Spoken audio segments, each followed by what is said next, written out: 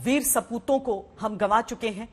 General Bipin Rawat, उनकी पत्नी मधुलिका रावत, उनकी दोनों बेटियां वहां पर मौजूद। अब प्रधानमंत्री नरेंद्र मोदी को आप पालम टेक्निकल एरिया में आते हुए देख सकते हैं, जहां पर C-130J सुपर हर्क्यूलीज विमान से इन 13 पार्थिव शरीरों को लेकर आया गया है सुलूर एयरबेस से लेकर पालम एयरपोर्ट तक। रक्षा मंत्री लगभग 8:30 बजे पहुंच गए थे। प्रधानमंत्री ने दिन में ही ये स्पष्ट कर दिया था कि वो पहुंचेंगे, यहां पर वीर सपूतों को श्रद्धांजलि देंगे।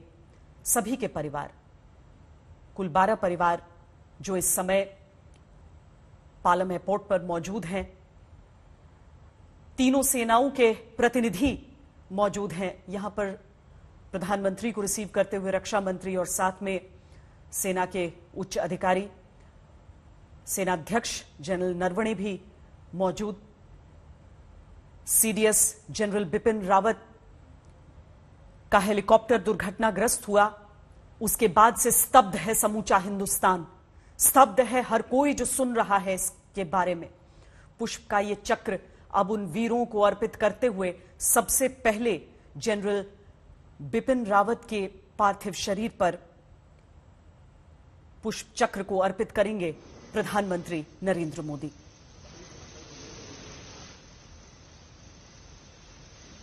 सात 7:40 पर विमान पहुंचा था पालम एयरपोर्ट पर और उसके बाद से पहले परिवार वाले आए, रक्षा मंत्री आए और अब प्रधानमंत्री नरेंद्र मोदी। शोक के साथ सम्मान को प्रकट करने का भी समय है ये। देश को गर्व है अपने एक एक वीर सपूत पर। जब भी CDS होते हैं, जनरल बिपिन रावत चूंकि हिंदुस्तान के पहले चीफ ऑफ डिफेंस स्टाफ, उनके साथ जिन अफसरों की तैनाती होती है वो सब उत्कृष्ट होते हैं। सभी की तस्वीरें इस समय सामने है। त्रासदी है कि पहचान करनी पड़ी इन सभी शरीरों की। त्रासदी है कि 3 शरीरों की अभी तक पहचान तो हुई है, लेकिन बाकी पार्थिव शरीर अभी भी परिवारों को किस रूप में सौंपे जाएंगे ये देखना है। जनरल बिपिन रावत के साथ जो हमारे बाकी तमाम योद्धा हैं, चाहे एयरफोर्स के वो पायलट हों, विंग कमांडर पृथ्वी सिंह चौहान जो उस समय Mi-17 V5 को उड़ा रहे थे,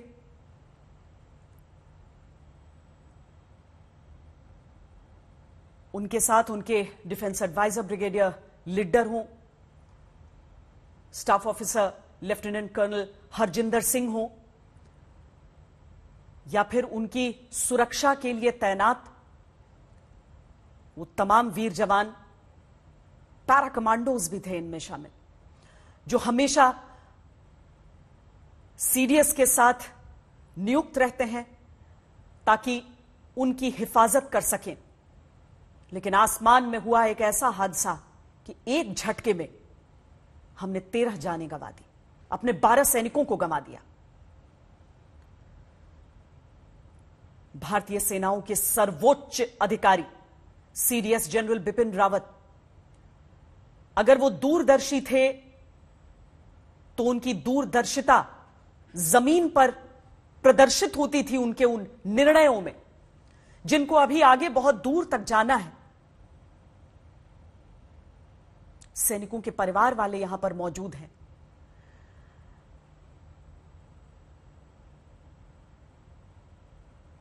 तीनों सेनाओं के प्रतिनिधि इस समय यहां पर मौजूद हैं।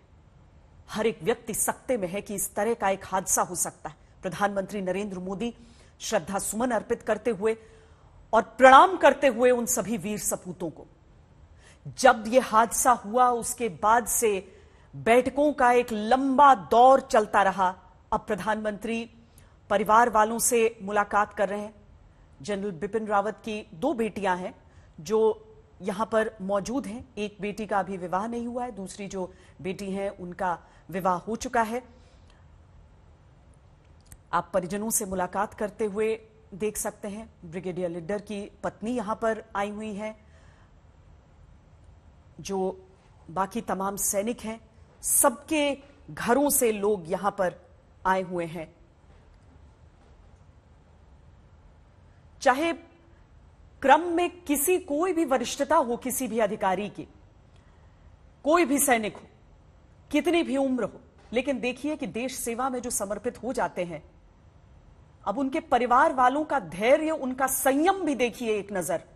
यही कारण है कि न सिर्फ सैनिकों को नमन होता है, बल्कि सैनिकों के उन वीर परिवारों को भी नमन किया जाता है, जिन्हें मालूम है कि बेटा अगर निकल गया है वर्दी पहनकर तो देश की सेवा में समर्पित रहेगा और अपना समूचा जीवन देश को देने में एक पल के लिए भी नहीं झिझकेगा। हमारे संवाददाता जितेंद्र बहादुर सिंह इस समय वहीं से जुड़े हुए हैं हमारे साथ। जितेंद्र, पल भावुक भी है लेकिन पल गर्व का भी है, क्योंकि सेना की यह परंपरा रही है, वर्दी जिसने पहन ली है उसे मालूम है कि सब कुछ अपना देश को देना है।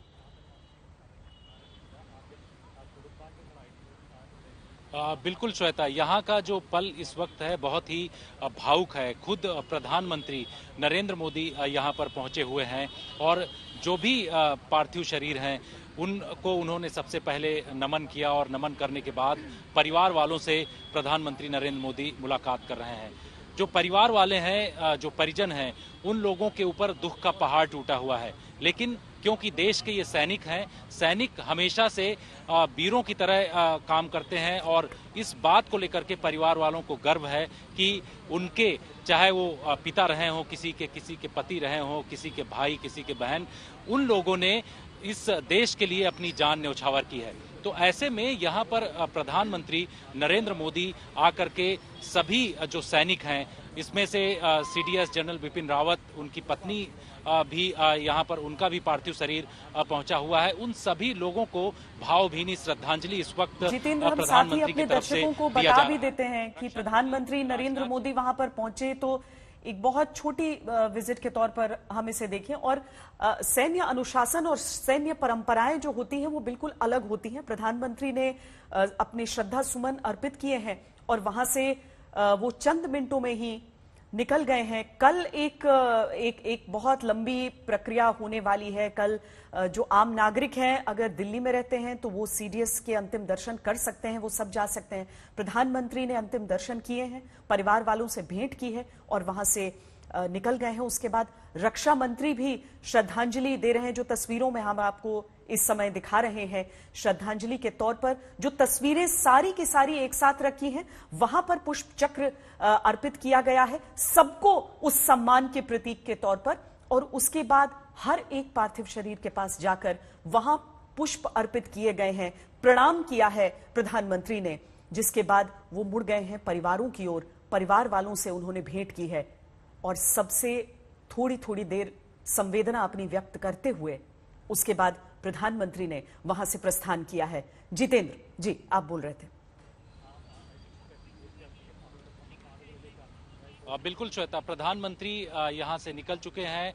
रक्षा मंत्री राजनाथ सिंह अभी भी मौजूद हैं, एनएसए अजीत डोवाल जो वो भी मौजूद हैं, बाकी जो रक्षा मंत्रालय से जुड़े हुए अधिकारी हैं वो यहाँ पर मौजूद हैं। आपको बता दें कि कल का जो कार्यक्रम है वो सुबह 11 बजे के आसपास जो 3 कामराज मार्ग है, जनरल बिपिन रावत का घर, वहाँ पर शुरू होगा और अंतिम दर्शन के लिए उनके पार्थिव शरीर को 3 कामराज मार्ग में रखा जाएगा। उसके बाद 11 बजे से 2 बजे तक जो लोग हैं, महत्वपूर्ण जो डिग्निटरीज हैं, इसके अलावा दूसरे जो रक्षा मंत्रालय के अधिकारी हैं, जो सेना प्रमुख हैं, वो सब लोग जाकर के अंतिम दर्शन करेंगे। 2 बजे के आसपास यहाँ से अंतिम विदाई उनके घर से जो 3 कामराज मार्ग है वहां से दिया जाएगा। तो ये पूरा एक कार्यक्रम है। आज यहाँ पर प्रधानमंत्री नरेंद्र मोदी पहुंचे थे और परिवार के जो सदस्य हैं, जनरल बिपिन रावत, उनकी दोनों बेटियां, उनसे प्रधानमंत्री ने मुलाकात किया है। रक्षा मंत्री राजनाथ सिंह उससे पहले और एनएसए अजीत डोवाल पहुंचे थे। परिवार वालों से काफी संवेदनाएं दोनों, चाहे एनएसए अजीत डोवाल हों या फिर राजनाथ सिंह, उन्होंने अपनी संवेदनाएं व्यक्त की और उनसे बातचीत किया। जो दूसरे पार्थिव शरीर हैं, चाहे उसमें सैनिक की बात हो या फिर अधिकारी, उन सभी लोगों के परिवार वालों से रक्षा मंत्री राजनाथ सिंह, इसके अलावा एनएसए अजीत डोवाल ने भी मुलाकात की। जो प्रधानमंत्री यहां पर पहुंचे थे उनका यहां पर आकर के श्रद्धा सुमन अर्पित करना और जनरल बिपिन रावत के साथ साथ जो दूसरे सैनिक हैं उनके पार्थिव शरीर पर उन्होंने सीधे प्रणाम किया।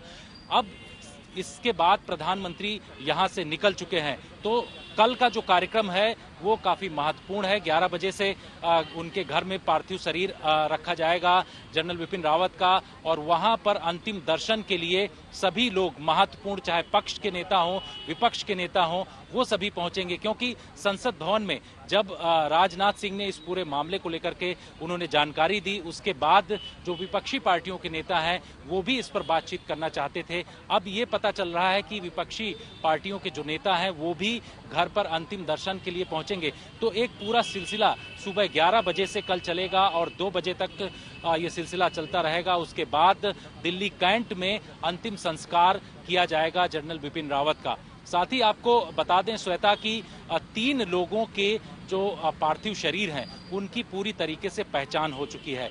बाकी के जो 11 लोग हैं उन लोगों के पार्थिव शरीर की पहचान करनी है और उसके लिए बाकायदे एक साइंटिफिक तरीका अपनाया जा रहा है, जैसा कि आधिकारिक तौर पर बताया गया है। और उनके पार्थिव शरीर को आरआर हॉस्पिटल में रखा जाएगा। वहां पर उनके परिवार वालों का जो एक डीएनए टेस्टिंग करके उसकी मिलान की जाएगी और उसके बाद ये स्थापित किया जाएगा कि आखिर ये किसका पार्थिव शरीर है। तो ये पूरी प्रक्रिया की जाएगी। उसके बाद जो दूसरे सैनिक हैं उनके जो गृह जनपद हैं वहां पर उनके पार्थिव शरीर को भेजा जाएगा। श्वेता,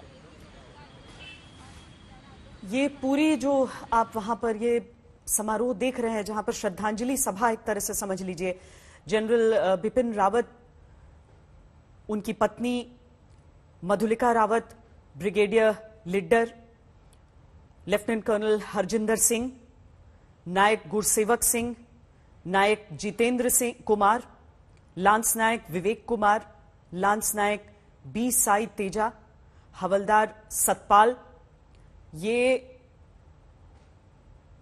जो सेना के की ओर से जो इस मी-17 V5 में सवार थे, ये वो वीर थे। इसके साथ ही जो कि वायुसेना की ओर से जो नाम है उन्हें भी हम इस समय स्मरण करना चाहेंगे। विंग कमांडर पृथ्वी सिंह चौहान, जो कि सीओ उस यूनिट के, हेलीकॉप्टर यूनिट के, जो सीडीएस का विमान उड़ा रहे थे, उनके साथ squadron leader Kuldeep Singh, junior warrant officer R P Das और जूनियर वारंट ऑफिसर प्रदीप। इनके साथ ही ग्रुप कैप्टन वरुण सिंह सवार थे उसमें, जो कि जनरल रावत को लेकर जा रहे थे वेलिंगटन स्टाफ कॉलेज। जिंदगी और मौत की जंग वो लड़ रहे हैं, लेकिन जो 13 पार्थिव शरीर वहां पर इस समय जिन पर श्रद्धा सुमन अर्पित किए गए हैं, प्रधानमंत्री नरेंद्र मोदी ने वहां पर पहुंचकर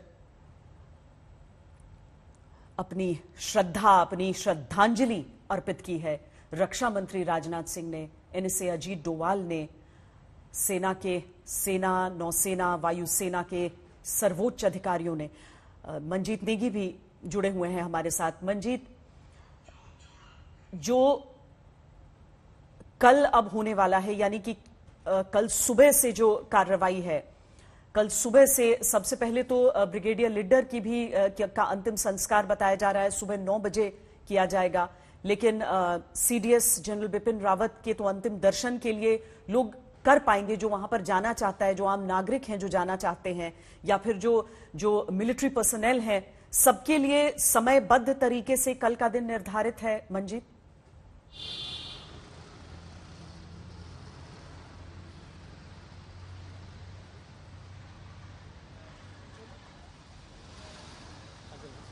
जितेंद्र, सबके लिए समय निर्धारित है। अब यहां से जैसे कि आप बता रहे हैं कि 3 को छोड़कर, क्योंकि इतने क्षत विक्षत ये शरीर हुए और इतना इस हादसे के बाद जो लपटों को उठते हुए हम सबने देखा, उसमें बुरी तरीके से झुलसे भी सब, और यही कारण भी बना इन मौतों का।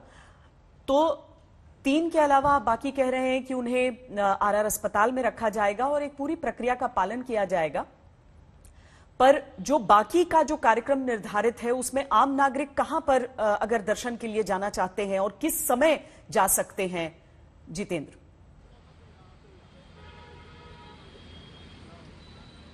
बिल्कुल श्वेता, जो कल का कार्यक्रम है अंतिम दर्शन का जनरल बिपिन रावत का, उनके घर पर 3 कामराज मार्ग पर व्यवस्था की जा रही है। रक्षा मंत्रालय की तरफ से पूरा प्रोटोकॉल के तहत जो सैन्य सम्मान दिया जा रहा है वहां पर उसकी व्यवस्था की जा रही है और उसके लिए बताया जा रहा है कि सुबह करीब 11 बजे के आसपास अंतिम दर्शन के लिए उनका पार्थिव शरीर वहां पर 3 कामराज मार्ग पर रखा जाएगा।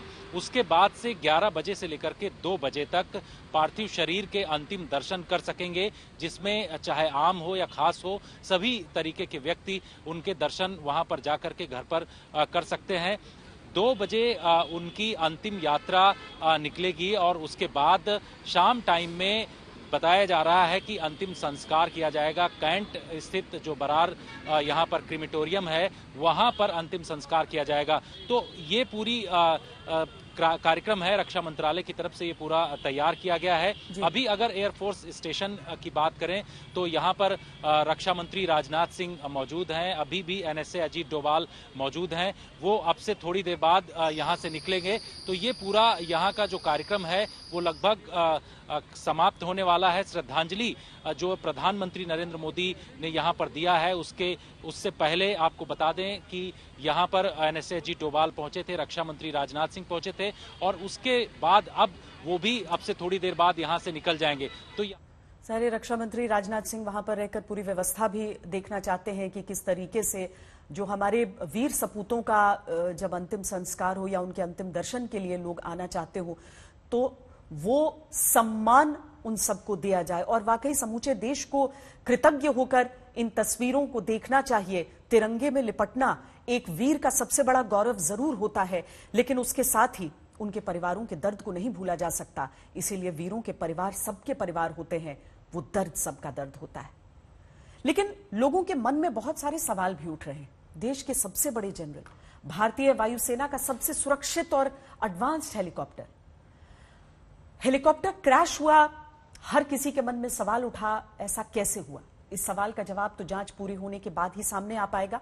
इसकी शुरुआत हो चुकी है। आज रक्षा मंत्री राजनाथ सिंह ने ट्राई सर्विस इंक्वायरी की घोषणा कर दी, जो इस क्रैश की वजह से जुड़े बड़े सवालों के जवाब तलाशेगी।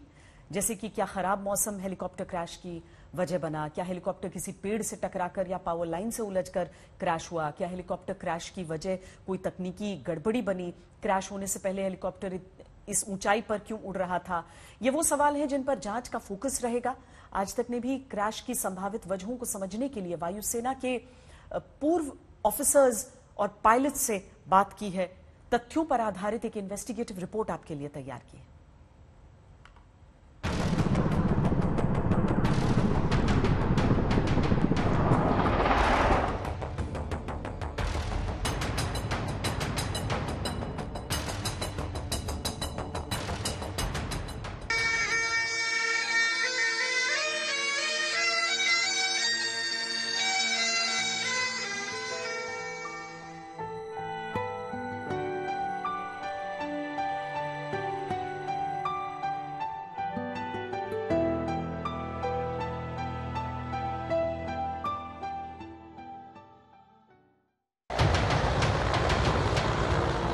ये जनरल बिपिन रावत के हेलीकॉप्टर क्रैश से चंद सेकंड पहले का वीडियो है, जिसे नीलगिरी की पहाड़ियों पर कुछ नौजवानों ने रिकॉर्ड किया था। वीडियो में हेलीकॉप्टर आसमान में बिल्कुल सही तरीके से उड़ता हुआ दिखाई दे रहा है। चंद सेकंड बाद ही हेलीकॉप्टर धुंध के गुबार में गायब हो जाता है और फिर एक धमाके की आवाज आती है। हाँ, मेरा लड़का जो बोला कि क्रैश हो गया, उसलिए हम आए, देखे, पूरा हेल्प किया, पानी पूरा उठा के पूरा सर्व किया कि तो रोड का बहुत दिक्कत है ना, उसलिए ये फायर स्टेशन आने में बहुत दिक्कत हो गया। उसके बाद सब लोग मिलके हेल्प किया, पूरा आंख के सामने आदमी लोग जला, हेलीकॉप्टर गिर गया, आदमी जल गया, उठा के गए, एम्बुलेंस आई। हेलीकॉप्टर क्रैश की इन्वेस्टिगेशन में यह पहला वीडियो एविडेंस है जिससे क्रैश की पहली थ्योरी बनती है। थ्योरी नंबर 1, खराब मौसम। वीडियो से ये बात क्लियर हो जाती है कि क्रैश के वक्त मौसम खराब था, बारिश भी हो रही थी और विजिबिलिटी भी कम थी। तो पहली थ्योरी तो ये बनती है कि खराब मौसम की वजह से ही हेलीकॉप्टर काफी कम ऊंचाई पर उड़ रहा था, जिसकी वजह से हेलीकॉप्टर पेड़ों में उलझकर क्रैश हो गया, या शायद बिजली के तारों में उलझकर हेलीकॉप्टर का संतुलन बिगड़ा। क्रैश साइट भी इसकी तरफ इशारा करती है, जहां एक मोटा पेड़ टूटकर गिर गया था और हो सकता है बिजली के तारों की वजह से हेलीकॉप्टर में आग लगी। क्लियर वेदर हो तो हम 2000 मीटर ऊपर, 2000 फुट ऊपर की उड़ान करते हैं, पास से ऊपर से या पहाड़ों से ऊपर से। लेकिन अगर मौसम खराब हो जाए तो you have to get down to maintain visual contact. कहा जा रहा है कि तकरीबन 33 मिनट्स उस इलाके के अंदर था हेलीकॉप्टर, यानी दूसरे लफ्ज़ों में वो बैड वेदर में इन्वॉल्व हो गया था। पूरी कोशिश कर रहा था किसी न किसी तरीके से कोई जगह ढूंढे जहाँ पे वो हेलीकॉप्टर को हादसे से पहले उतार ले, ताकि वो अपने आप को, हेलीकॉप्टर को और तमाम पैसेंजर्स को बचा सके। लेकिन पहाड़ों के अंदर ऊंची नीची ऐसे ज़मीन होती है, जंगल थे, डीप रवीन्स थी, कोई जगह ही नहीं मिली उसको हेलीकॉप्टर उतारने के लिए। ऐसे में वो एक पेड़ से टकराया और क्रैश हुआ। खराब मौसम इस बड़े हेलीकॉप्टर क्रैश की वजह हो सकती है, लेकिन इसे लेकर एक्सपर्ट्स को कई डाउट्स भी हैं। थ्योरी नंबर 2, तकनीकी खराबी से हादसा। माना कि Mi-17 V5 दुनिया का सबसे सुरक्षित हेलीकॉप्टर माना जाता है, लेकिन तकनीकी खराबी की आशंका से इनकार नहीं किया जा सकता। सुलूर से जनरल रावत ने इस हेलीकॉप्टर से करीब 11:48 पर वेलिंगटन के लिए उड़ान भरी। पायलट का आखिरी मैसेज था कि वो 4000 फीट की ऊंचाई पर है। 12:08 के आसपास ATC से हेलीकॉप्टर का संपर्क टूट गया और 12:22 पर हेलीकॉप्टर क्रैश हो गया। ऐसे में सवाल यह भी उठता है कि आखिर ऐसा क्या हुआ कि हादसे से पहले पायलट को डिस्ट्रेस कॉल करने तक का वक्त नहीं मिला। दूसरा कारण हो सकता है कि उसी समय कोई तकनीकी डिफेक्ट भी आ गया हो। 2 इंजन है, अगर एक इंजन भी बुझ जाता है या खराब हो जाता है तो तभी भी हेलीकॉप्टर सेफ है उड़ान करने के लिए। अगर टेल रोटर फेल हो जाए तो कोई ताकत दुनिया की सिवाय भगवान का नहीं बचा सकता। तकनीकी खामी की थ्योरी को लेकर एक्सपर्ट्स कहते हैं कि इसकी आशंका बहुत कम है, क्योंकि इस हेलीकॉप्टर की खासियत ही यही है कि इसे मुश्किल परिस्थितियों और खराब मौसम में भी ऑपरेट किया जा सकता है। थ्योरी नंबर 3, पायलट की गलती से हादसा। एक थ्योरी यह भी है कि पायलट की गलती से यह क्रैश हुआ।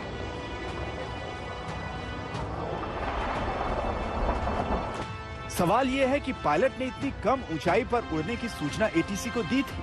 क्या कम विजिबिलिटी की वजह से पायलट को खतरे का अंदाजा नहीं हुआ? क्या पायलट को हादसा टालने का वक्त मिला? विंग कमांडर पृथ्वी सिंह चौहान जैसे अनुभवी पायलट इस हेलीकॉप्टर को ऑपरेट कर रहे थे, जिन्हें इस हेलीकॉप्टर को उड़ाने का अच्छा खासा अनुभव था। लेकिन एक्सपर्ट्स कहते हैं कि खराब मौसम में अनुभवी पायलट भी धोखा खा सकता है। एक आम आदमी जब जमीन पे खड़ा होता है उसको लगता है ये जहाज बहुत नजदीक है, मगर वो जो पायलट है वो पूरी वैली के फ्लोर से थोड़ा ऊंचा रह के ही नीचे जाके लैंड करता है, क्योंकि कंटिन्यूसली उसको डिसेंड करना है, फाइनली उसको जहां लैंड करना है। हम सब एयरलाइनर्स में आते हैं, देखिए जहाज जब हाईवे के पास से, गुड़गांव के पास में से निकलता है कितना लो होता है, तो वैसे ही ये हेलीकॉप्टर उसको लो होना था। वो दूसरी बात है कि वो लो होते हुए वो किसी चीज से क्यों टकरा गया, क्या हुआ, ये सब चीजें सेपरेट बात है, मगर उस स्टेज पे उस हेलीकॉप्टर का लो होना एक नॉर्मल प्रोसीजर है अप्रोच का उस हेलीपैड के लिए। किसी भी एयर क्रैश के इन्वेस्टिगेशन में सबसे महत्वपूर्ण होता है FDR यानी फ्लाइट डेटा रिकॉर्डर, जिसे आम बोलचाल की भाषा में ब्लैक बॉक्स भी कहते हैं। इस केस में क्रैश साइट से हेलीकॉप्टर का ब्लैक बॉक्स और वॉइस रिकॉर्डर बरामद कर लिया गया है, जिससे अब पता चलेगा कि क्रैश से पहले आखिरकार हेलीकॉप्टर में हुआ क्या था। हेलीकॉप्टर के अवशेषों की फॉरेंसिक जांच से भी साफ हो सकता है कि इस क्रैश की वजह तकनीकी खामी थी या कोई बाहरी वजह। हम अभी नीलगिरी डिस्ट्रिक्ट में हैं और यहाँ का लोकेशन का नाम है काटेरी और जहाँ से 100 मीटर वहाँ पे जो देख रहे हैं वो है हेलीकॉप्टर क्रैश का ग्राउंड जीरो साइट। वहाँ पे अभी भी डेब्रीज पूरा सब कुछ है। वहाँ पे एयरफोर्स पर्सनल है, आर्मी पर्सनल भी है। इनफैक्ट यहाँ पे आप देख सकते हैं कि 2 आर्मी पर्सनल यहाँ इस तरह से यहाँ किसी को ना लेकिन कंप्लीटली मना कर रहे हैं वहाँ चलने तक। और जैसे आप देख सकते हैं वहाँ पे अभी इन्वेस्टिगेशन भी शुरू हुआ है। हमारे सोर्सेज बोल रहे हैं कि बहुत ज्यादा लेकिन टेक्निकल इक्विपमेंट्स जो था उनको अभी रिकवर करने का भी वहाँ पे सर्च और सब कुछ हो रहा है। वजह चाहे जो भी रही हो, लेकिन इस क्रैश ने देश से पहला चीफ ऑफ डिफेंस स्टाफ छीन लिया है। इसीलिए इस क्रैश की वजह पूरा देश जानना चाहता है और जांच एजेंसियां इस काम में जुट चुकी हैं।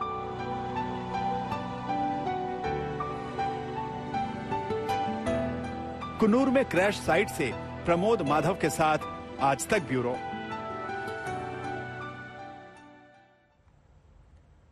Mi-17 V5 हेलीकॉप्टर कोई मामूली हेलीकॉप्टर नहीं है। उसके क्रैश को सामान्य हादसा मानकर छोड़ नहीं दिया जा सकता। इसी हेलीकॉप्टर में देश के राष्ट्रपति, प्रधानमंत्री और बाकी वीवीआईपी सफर करते हैं। इसलिए यह जानना बहुत जरूरी है कि आखिर इतने बड़े पद पर बैठे व्यक्ति को ले जाने वाला हेलीकॉप्टर कैसे क्रैश हुआ, आखिर सुरक्षा में आखिर किस तरीके से इस तरह का एक हादसा हो सकता है। सेना को क्रैश साइट से फ्लाइट डेटा रिकॉर्डर यानी कि FDR मिल चुका है। आम बोलचाल की भाषा में ब्लैक बॉक्स कई लोग कहते हैं। हालांकि जब मिलिट्री एयरक्राफ्ट्स होती हैं तो वो ऑरेंज कलर का होता है ताकि दूर से दिख जाए। क्रैश साइट से कुछ दूरी पर यह बरामद हुआ। फ्लाइट डेटा रिकॉर्डर की बरामदगी के बाद उम्मीद है कि सेना इस हादसे से जुड़े रहस्य को सुलझा लेगी। इस क्रैश से जुड़े हर सवाल का जवाब मिलेगा। किसी भी एयर क्रैश की जांच में FDR अलादीन के उस चिराग की तरह होता है जिसके पास क्रैश से जुड़ी लगभग हर जानकारी होती है। यह विमान या हेलीकॉप्टर में स्टील या टाइटेनियम से बना एक महत्वपूर्ण इलेक्ट्रॉनिक डिवाइस होता है। आमतौर पर उड़ान के बारे में 88 महत्वपूर्ण मापदंडों की रिकॉर्डिंग होती है, जिसमें विमान की स्पीड, विमान की ऊंचाई, कॉकपिट की बातचीत शामिल है। इस तरह डिजाइन किया जाता है इसे कि क्रैश के बाद भी कोई नुकसान न हो और रिकॉर्डिंग सुरक्षित रहे। करीब 4.5 किलो वजन के इस उपकरण को विमान के पिछले हिस्से में लगाया जाता है, क्योंकि किसी भी हादसे में विमान के पीछे का हिस्सा अधिकांशतः सबसे कम प्रभावित होता है। यह 1000 डिग्री सेल्सियस तक की गर्मी झेल सकता है, इसीलिए इसमें आग लगने की आशंका न के बराबर होती है। ये जो फ्लाइट डेटा रिकॉर्डर होता है, ये जो सिविल एयरक्राफ्ट्स में इसे ब्लैक बॉक्स कहा गया। इसका रंग एक समय पर काला होता था, लेकिन अब ये नारंगी रंग से रंगा होता है। क्रैश साइट पर या किसी भी तरह की दुर्घटना अगर हो तो आसानी से ये नजर आ सकता है। मलबे में से बच नहीं सकता है कि मलबे का ही हिस्सा लगे। क्रैश के बाद ये अल्ट्रासोनिक पल्स भेजता है ताकि इसे ढूंढा जा सके। गहरे पानी के अंदर से भी यह लगातार 30 दिन तक हर सेकंड पल्स भेज सकता है। अब इस हेलीकॉप्टर हादसे की जांच में भी फ्लाइट डेटा रिकॉर्डर की भूमिका सबसे बड़ी होगी, जिससे यह पता चलेगा कि ATC से संपर्क टूटने से लेकर क्रैश होने तक जो कुछ मिनट हैं उसमें हेलीकॉप्टर में क्या हुआ था। रक्षा मंत्री राजनाथ सिंह ने संसद में दिए बयान में हेलीकॉप्टर क्रैश की ट्राई सर्विस इंक्वायरी करवाने का ऐलान किया है, जिसकी अगुवाई एयर मार्शल मानवेंद्र सिंह करेंगे। वो इंडियन एयरफोर्स की ट्रेनिंग कमांड के कमांडर हैं, खुद हेलीकॉप्टर पायलट हैं। उनके पास 6600 से भी ज्यादा घंटों की उड़ान का अनुभव है। उन्होंने सियाचिन, नॉर्थ ईस्ट से लेकर उत्तराखंड जैसे चुनौतीपूर्ण इलाकों में सफलतापूर्वक उड़ान भरी है। Air marshal Manvendra Singh helicopter inspection और सेफ्टी से जुड़े मुद्दों के भी एक्सपर्ट हैं। उन्हें अति विशिष्ट सेवा मेडल, वीर चक्र और विशिष्ट सेवा मेडल से सम्मानित किया जा चुका है। यही कारण है कि इस हेलीकॉप्टर क्रैश की ट्राई सर्विस इंक्वायरी की अगुवाई का जिम्मा एयर मार्शल मानवेंद्र सिंह को सौंपा गया है। एयरफोर्स के Mi-17 V5 हेलीकॉप्टर ने कल 11:48 पर सुलूर एयरबेस से अपनी उड़ान भरी, जिसे 12:15 पर वेलिंगटन में लैंड करना था। सुलूर एयरबेस के एयर ट्रैफिक कंट्रोल ने लगभग 12:08 पर हेलीकॉप्टर से अपना कांटेक्ट खो दिया। बाद में कुन्नूर के पास जंगल में कुछ स्थानीय लोगों ने आग लगी हुई देखी। इस दुर्घटना के संबंध में इंडियन एयरफोर्स द्वारा एयर मार्शल मानवेंद्र सिंह की अध्यक्षता में एक ट्राई सर्विस इंक्वायरी के भी आदेश दे दिए गए हैं। इस हेलीकॉप्टर हादसे की जांच रिपोर्ट भी सामने आएगी। उम्मीद है कि रिपोर्ट में क्रैश के कारण का खुलासा हो सकेगा, लेकिन इस हादसे की सबसे पुख्ता वजह तो सिर्फ और सिर्फ ग्रुप कैप्टन वरुण सिंह अब दे सकते हैं, जो इकलौते शख्स हैं जो इस भीषण हादसे में जीवित रहे। हालांकि लाइफ सपोर्ट पर हैं, अस्पताल में जिंदगी की जंग लड़ रहे हैं। ग्रुप कैप्टन वरुण सिंह को वेलिंगटन के आर्मी हॉस्पिटल से एयरलिफ्ट कर बेंगलुरु के एक अस्पताल में शिफ्ट किया गया है। आज संसद में रक्षा मंत्री ने बताया कि बुरी तरह जख्मी वरुण सिंह को लाइफ सपोर्ट सिस्टम पर रखा गया है। पूरा देश कामना कर रहा है कि अपनी वीरता के लिए शौर्य चक्र से सम्मानित हो चुके ग्रुप कैप्टन वरुण सिंह जल्द स्वस्थ हो और इस क्रैश की असल वजह भी जांच के साथ सामने आ पाए। जनरल बिपिन रावत के लिए यह कहा जाता है कि वो जड़ से जुड़े आदमी थे, इसीलिए हर पहलू के तह तक जाकर निर्णय लिया करते थे। वो जितना प्यार देश से करते थे उतना ही लगाव वो अपने गांव से करते थे। उनका गांव पौड़ी गढ़वाल में है। वो देश की सुरक्षा के लिए, सेना के विकास के लिए लगातार काम कर रहे थे। दूसरी तरफ अपने गांव और इलाके के विकास की कोशिश भी कर रहे थे। जनरल रावत चाहते थे कि उनके गांव और आसपास के इलाके के लिए बच्चों के लिए स्कूल खोले जाएं, इंजीनियरिंग और मेडिकल कॉलेज वहां पर बनाए जाएं। वो अक्सर कहा करते थे कि थिएटर कमांड का काम जल्द खत्म करके उत्तराखंड जाने वाले हैं। थिएटर कमांड का मकसद तीनों सेनाओं को एक साथ लाना था ताकि युद्ध की स्थिति में तीनों सेनाओं के संसाधनों का सही इस्तेमाल हो सके। जनरल रावत जिस थिएटर कमांड प्रोजेक्ट पर काम कर रहे थे वो चीन और पाकिस्तान से आने वाले खतरों से निपटने में अहम रोल अदा करेगा। आज तक को दिए इंटरव्यू में जनरल रावत ने कहा था कि 2022 तक थिएटर कमांड बनाने का काम पूरा हो जाएगा। एक तरफ वो देश की सुरक्षा और सेना को शक्तिशाली बनाने की योजना बना रहे थे, दूसरी तरफ अपने गांव और इलाके के बच्चों का भविष्य संवारने की जिम्मेदारी पूरी करना चाहते थे। लेकिन इस हादसे ने सब कुछ बदल दिया।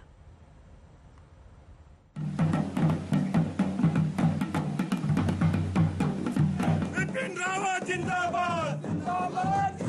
गांव लौटने में दिक्कत आती है, लेकिन एक बार जब सेवानिवृत्त हो जाएंगे जरूर गांव में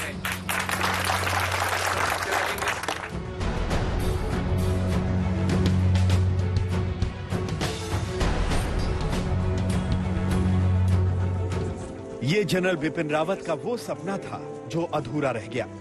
जनरल रावत उत्तराखंड के इन पहाड़ों के बीच अपने गांव में वापस आना चाहते थे, यहाँ घर बनाना चाहते थे, अपने गांव, अपने इलाके के बच्चों के लिए स्कूल, कॉलेज खोलना चाहते थे, लेकिन ये सपना अधूरा रह गया। और हमारी कोशिश यही है, सरकार के साथ भी, मुख्यमंत्री जी से भी जब मेरी मुलाकात होती है तो मैं उनसे यही कहता हूँ कि इस इलाके में हमें उच्च शिक्षा की जो सहूलियत है वो प्रदान करनी होगी। अगर यहाँ पे अच्छे इंजीनियरिंग कॉलेज, मेडिकल कॉलेज खुलेंगे तो हमारे जो नौजवान हैं यहाँ से पलायन नहीं करेंगे, नहीं रुकेंगे। इस सपने को पूरा करने के लिए हाल में ही जनरल रावत ने देहरादून में अपने घर का भूमि पूजन किया था। घर के निर्माण का कार्य शुरू भी हो चुका था ताकि यहाँ रहकर वो अपने गांव के विकास कार्यों पर नजर रख सकें, लेकिन हेलीकॉप्टर हादसे ने सब कुछ बदल दिया।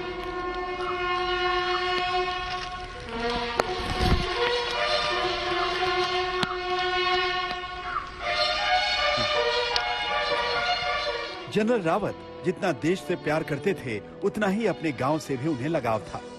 राष्ट्र सेवा के दौरान जब भी मौका मिलता वो अपने गांव और रिश्तेदारों से मिलने आ जाया करते थे। ये तस्वीरें 2 साल पहले 2019 की हैं, जब जनरल रावत अपने ननिहाल उत्तरकाशी के थाती गांव आए थे।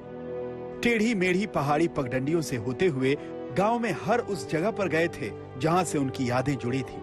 उत्तरकाशी का थाती गांव तो पौड़ी जिले का सैंड उनका पैतृक गांव। यहाँ से उनके बचपन की कई यादें जुड़ी हुई हैं। पढ़ाई और नौकरी के सिलसिले में वो इस गांव में ज्यादा तो नहीं रहे, लेकिन जब भी समय मिला यहाँ आते रहे। जनरल बिपिन रावत हमेशा कहते थे कि अगर आपने माँ और मातृभूमि की सेवा कर ली तो आपने भगवान को पा लिया, और मातृभूमि की सेवा करते ही उन्होंने अपने प्राण न्यौछावर कर दिए। लेकिन अपनी जन्मभूमि उत्तराखंड की सेवा करने का उनका सपना अधूरा रह गया। वो रिटायरमेंट के बाद देहरादून में रहना चाहते थे, वहां घर बना रहे थे।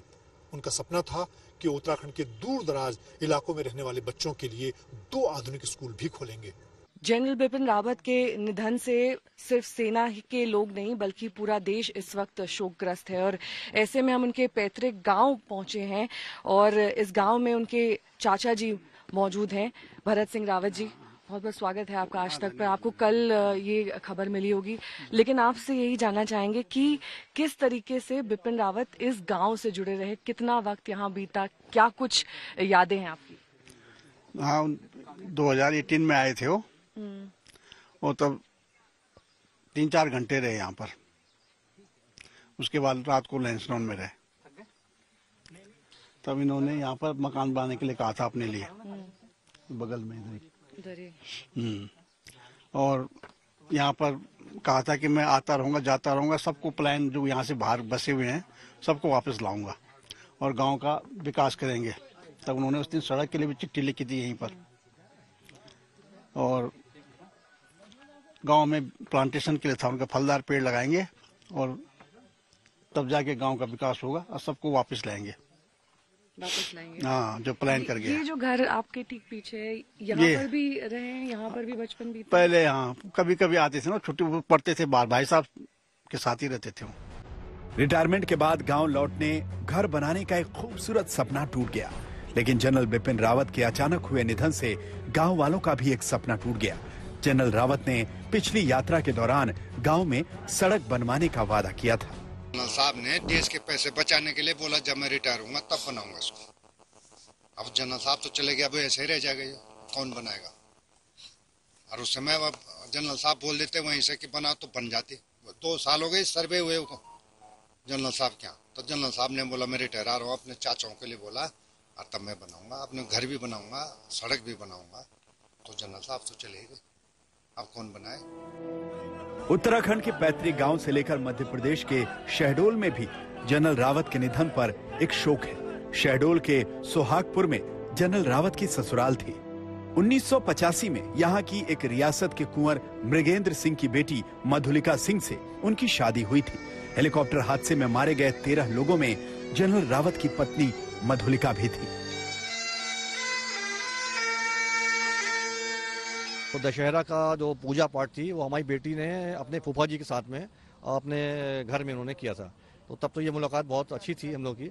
उसके बाद बातचीत हुई है हमारी 10 दिन पहले उनसे। उन्होंने कहा था कि मैं प्रॉमिस करता हूँ कि मैं 2012 के बाद से नहीं आया हूँ, लेकिन जनवरी 2022 में मैं वादा करता हूँ कि मैं शहडोल आऊँगा। शहडोल आने का बोला था? हाँ, उन्होंने शहडोल आने का, ससुराल मतलब अपने ससुराल आने के लिए जनवरी 2022 में उन्होंने कहा था।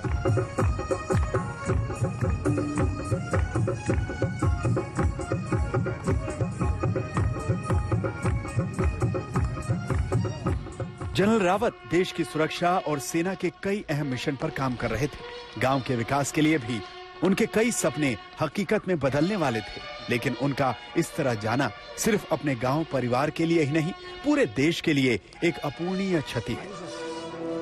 उत्तरकाशी से ओमकार भगुड़ा, कोटद्वार से दिलीप सिंह राठौड़ और नेहा बाथम, भोपाल से रवीश पाल सिंह के साथ मंजीत नेगी, आज तक।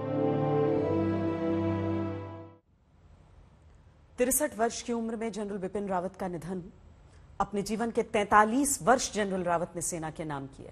1978 में सेना में आए, सीडीएस के ओहदे तक पहुंचे।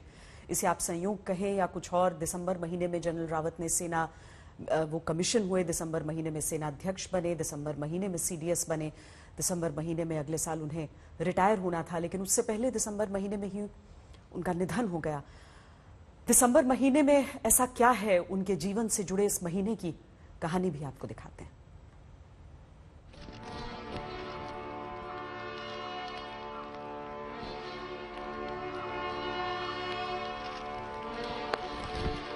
आज बिपिन रावत एकदम खामोश है, लेकिन उनका जीवन कई कहानियां सुना रहा है। ये कहानी है देश के उस महान योद्धा की। ये कहानी है भारत माता के उस सपूत की जिसने 43 सालों तक राष्ट्र की सेवा की। ये आत्मकथा है उस जनरल की जिसकी जांबाजी के आगे जंग के मैदान में घुटने कई बार टेके थे। आज हम आपके सामने जनरल बिपिन रावत के जीवन से जुड़े एक एक अनसुने पन्नों को पलटेंगे। जनरल के निजी जीवन के बारे में बताएंगे जो बहुत कम लोग जानते हैं।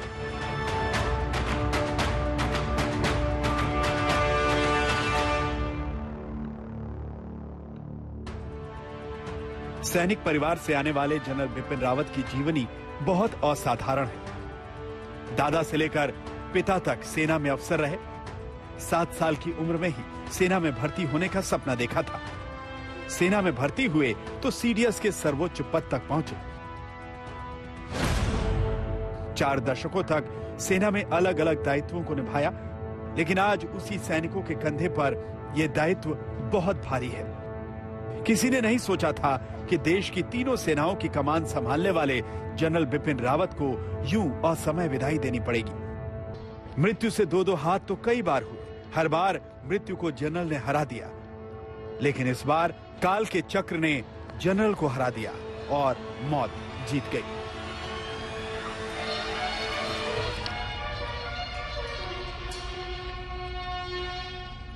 बोला भी कि जिया जी आप 2012 से अपने ससुराल नहीं आए हैं, ऐसा क्या कारण है और क्यों नहीं आ रहे हैं? आप पधारिए और हमको आपकी सेवा करने का मौका दीजिए। तो उन्होंने बहुत अच्छी बात कही। बोलो देखो बेटा, ऐसा है, अभी मुझे देश की सेवा करने दो, मैं देश की सेवा कर लूं और जिस दिन मैं रिटायर होऊंगा उस दिन मैं ये देखूंगा कि मेरी सेवा कौन करता है। जिस वक्त प्राण गए उस वक्त 7 जन्मों की साथी भी थी। नियति ने ना तो उन्हें बख्शा, ना ही जनरल के साथ मौजूद देश के दूसरे वीर सपूतों को। यकीन नहीं होता आज तिरंगे में लिपटा ये वही भारत माता का लाल है जो कल तक दुश्मनों की आंखों में आंखें डालकर ललकार रहा था, लेकिन आज एकदम खामोश है। जब तक न सफल हो नींद चैन को त्यागो तुम, संघर्ष का मैदान छोड़कर मत भागो तुम। जब तक न सफल हो नींद चैन को त्यागो तुम, संघर्ष का मैदान छोड़कर मत भागो तुम। इस खामोशी के पीछे पूरे देश की आंखें नम हैं। आज जल थल से लेकर अंबर तक सब शोक में डूबे हैं, क्योंकि देश में जनरल तो बहुत हुए, लेकिन जनरल बिपिन रावत अपने पीछे जो पहचान, जो विरासत, जो स्मृतियां छोड़ गए वो एकदम हटके हैं। जनरल बिपिन रावत तो जनता के जनरल की तरह हमेशा जिए। वीर सपूत थे, इनकी दुर्घटना में मृत्यु हुई, उसका हमें भारी दुख है। हमारे पूरे राष्ट्र की क्षति हुई है और पूरे उत्तराखंड में शोक की लहर है, पूरे राष्ट्र के अंदर तो है ही। इसे संयोग कहें या कुछ और, दिसंबर का वो महीना जो जनरल बिपिन रावत की जिंदगी में आए तमाम उतार चढ़ाव का गवाह बना। साल 1978 में दिसंबर में ही जनरल बिपिन रावत ने सेना में देश सेवा की कमान संभाली थी और दिसंबर में ही उन्हें सेना के उच्च पदों की जिम्मेदारियां मिली। दुर्भाग्यपूर्ण यह है कि दिसंबर ही उनके बलिदान का साक्षी भी बना। दरअसल जनरल बिपिन रावत भारतीय सैन्य अकादमी में प्री मिलिट्री ट्रेनिंग पूरी कर 16 दिसंबर 1978 को 11वीं गोरखा राइफल्स की 5वीं बटालियन में बतौर लेफ्टिनेंट कमीशन हुए थे। 17 दिसंबर 2016 को वो देश के 27वें थल सेना प्रमुख नियुक्त किए गए। 3 साल तक थल सेना प्रमुख रहने के बाद 30 दिसंबर 2019 को उन्हें देश का पहला सीडीएस नियुक्त किया गया। इस पद पर उनका कार्यकाल दिसंबर 2022 में खत्म होना था, लेकिन नियति को कुछ और ही मंजूर था। रिटायरमेंट से 1 साल पहले दिसंबर में ही काल के क्रूर हाथों ने उन्हें देश से छीन लिया। मंजीत नेगी, आज तक।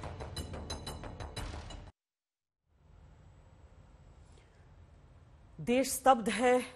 तस्वीरें हम आपको पालम एयरपोर्ट की भी दिखा रहे थे, जहां पर एक विमान के जरिए इन सभी पार्थिव शरीरों को दिल्ली लेकर आया गया। प्रधानमंत्री नरेंद्र मोदी ने यहां पर सबको पुष्प चढ़ाकर श्रद्धांजलि दी। दरअसल इतने क्षत विक्षत हो गए थे शरीर और साथ में झुलस गए बुरी तरह की डीएनए के जरिए पहचान करनी पड़ी। 3 पार्थिव शरीरों का पहचान हुआ। सीडीएस जनरल बिपिन रावत, उनकी पत्नी मधुलिका रावत, ब्रिगेडियर लिडर। बाकी जो पार्थिव शरीर हैं उन्हें अभी आरआर अस्पताल रखा जाएगा। प्रधानमंत्री रहते हुए अटल बिहारी वाजपेयी ने अपने समय में एक परंपरा की शुरुआत की थी, क्योंकि उससे पहले अगर शहादत होती थी, अगर हमारे सैनिक अपने प्राणों की आहुति देते थे तो घरों तक नहीं पहुंचते थे वो शरीर पर, और खासकर युद्ध के मैदान में और सुदूर इलाकों से। लेकिन उनके काल के बाद से यह सुनिश्चित किया गया, नियम बनाए गए कि चाहे देश के किसी भी कोने में हो वो सैनिक, चाहे किसी भी रैंक का हो वो सैनिक, लेकिन उनके पार्थिव शरीर उनके घर वालों के सुपुर्द किए जाएंगे, वहां तक पहुंचाए जाएंगे। 3 अंतिम संस्कार का गवाह कल दिल्ली में जो कैंट इलाका है वहां पर क्रिमेटोरियम बनेगा, लेकिन जो दिल्ली के नहीं भी रहने वाले हैं उनके घरों तक उनके पार्थिव शरीर सैनिकों के पहुंचाए जाएंगे।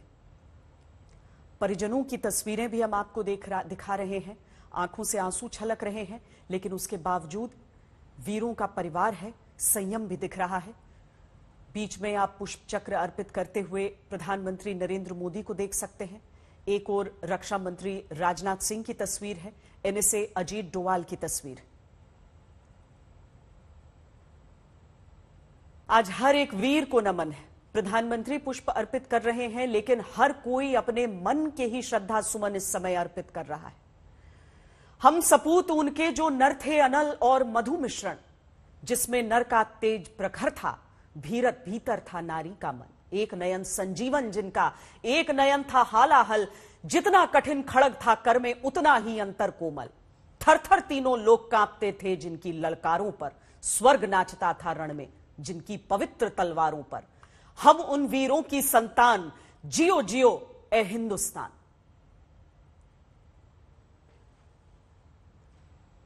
देश के उत्कृष्ट सैनिक, हर एक योद्धा, हर एक सैनिक जिसको श्रद्धांजलि इस समय दी जा रही है।